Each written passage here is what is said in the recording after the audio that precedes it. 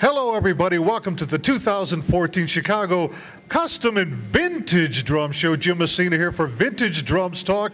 Second day. It's going to be a great day, and our first interview today is going to be with none other than the inimitable Joe Luoma. How you doing, Jim, Joe? Good to see you again. always a pleasure. Thanks for all you do for the vintage Had to have you up here. Couldn't do the show without you, Joe. Oh, I wouldn't do the show without me either. All right. Look, let's get right to it. We've got something fantastic here, as usual. You've always got something great to show us, but look, tell us all about this drum right here. What'd you bring this year? This is kind of a highlight. Well, first of all, Jim, it is Sunday morning, and yes, after sir. a couple of days of this show, we get a little rammy here. So if we go out of control or off the tracks, just bear with us here. But right here, I brought a very, very rare black beauty. Now, in the earlier black beauties, there are a lot of tube lug black beauties, but this is an imperial lug black beauty. This is the 1936 silver anniversary black beauty, and that's where they introduced this imperial lug, which is still used today. Yes. But in 1936, the imperial lugs are threaded right into the lug. There's no flex insert. I see. So this black beauty, 5x14 Super, is one of, I believe, 4 known with the gold hardware. That's actual gold hardware. There are 3 5s and 1 6.5. Gold hardware? With gold hardware. Huh. There is one with chrome hardware.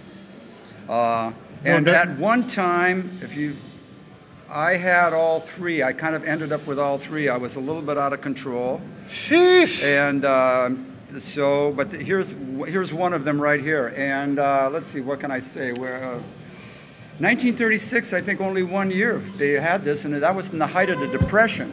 So I mean, these things weren't flying off the shelf, you know. What do you think? What do you think this cost in 1933? Was it $54 or something? Jeez. I mean, well, keep in mind, $54 bought a lot in absolutely, 1936. yes. Yeah, especially in the Great Depression. Yeah. Now, I'm seeing that, nothing's stripped out here. I mean, it's very easy to strip these lugs, right? I've never stripped one, but if you put them in at a wrong angle, you'll strip them out. I mean, because they came up with the inserts later on, obviously they were having a problem with that. But when I see drums like this, as rare as they are, with no stripped lugs, that's a plus to this to the rarity of it, I think. Well, yeah.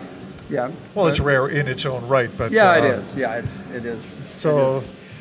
And this drum, this particular one, let's see, in the early days, many years ago, there were only 2 known, a 5 and a 6.5. One John Aldrich had, and the other a collector named Don Walker had.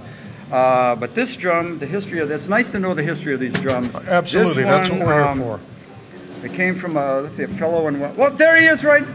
What? Ben Wait a minute. Oh, Ben, come on over here, Ben. Police. Hey there, Ben. What's going on, my friend?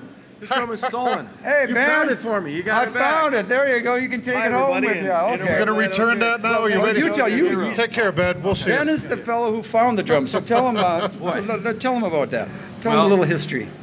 It started out with a Taiwanese shell. Time's up, Ben. Okay, get out of here. It's my show. No, go ahead. Go ahead. Be here all week. Actually, this drum came out of the Northwest, where I reside. Somewhere near the Washington and Oregon border. Sometime in the 1990s, I was on a trip, and I was at a little mom and pop music store, which is long since gone. I'd been there previously, and I'm talking to the store manager at the time. And I look down behind the counter at his feet, and I see a lug like this, and I see kind of an engraving on it. I said, "What's that drum?" He goes, "Oh, some drum some old lady brought in." Oh boy, my From favorite. Pasadena. Okay, but let's go talk about guitars. So we're talking about guitars. I didn't want to talk about guitars. Let's go back to the counter. And it gets like this on the second day, folks. Yeah, somebody's coat is laying on this drum. I can't get him away from the drum. Finally, I said, "I'd really like to see that drum." He goes, "Well, I've been informed. Somebody told me that it's a black beauty."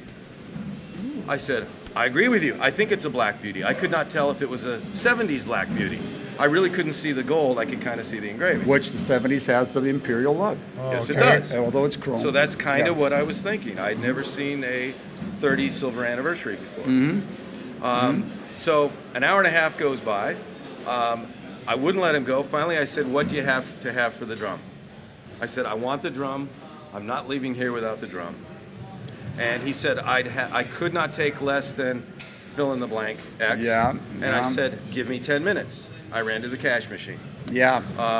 So what happened was, yes, the proverbial little old lady that we all like to hear about actually donated this to the store. Said this was in my attic. This is in logging country in the Pacific Northwest. Been in her attic for decades. She donated it to the store. I donated money to the store. I threw it in my car, and I canceled the rest of my appointments that day and called my brother, and I said, "I found it. I got the Holy Grail." Held on to it for a while. Knew what it was after some limited research. This is kind of before the interweb. And a mutual friend of ours, Bill Wanzer. Right.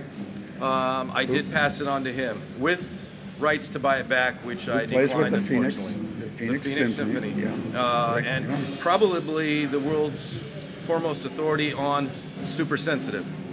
All right. So he does reproduce the Wanzer He's snare a guards. super sensitive guy, yeah. Yeah, but this is unaltered.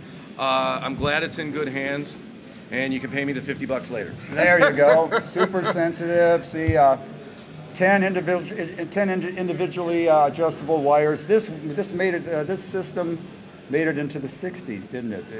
In Yes, 70s. it did. When did it stop? Well, 70s it got larger. Okay, yeah. Everything was larger in the 70s. Yeah. There we go.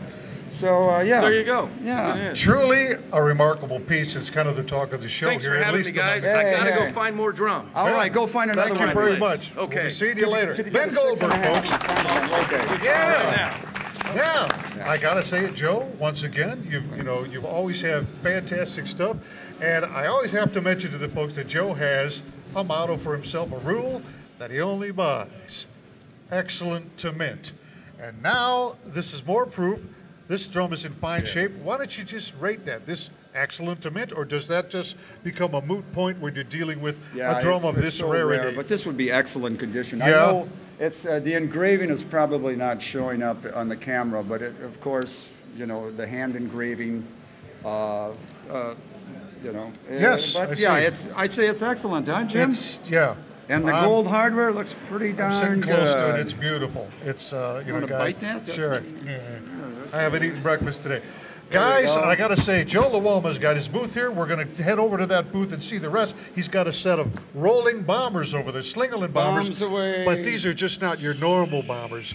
Excellent to mint, that's his motto. And you're going to see these bombers over there, along with some other fantastic stuff. Joe, thanks Jim, thank you. Thanks for gracing the All stage right, once all again right, with all me. right, good. We're going to... And also, I want to let's thank you to Rob Cook and the crew. Absolutely. This show is the best show on earth. It's the mother of all shows, and Yeah. that's why we're glad to be doing it right here at the REBEATS Yes. Cafe this year. This is a first, and it's been very successful. We're proud to be here representing the show. Joe, thanks a lot. Okay. We're going to be back with more of the top collectors, Jim MESSINA, vintage drum stock from the REBEATS Cafe. See you inside. All right.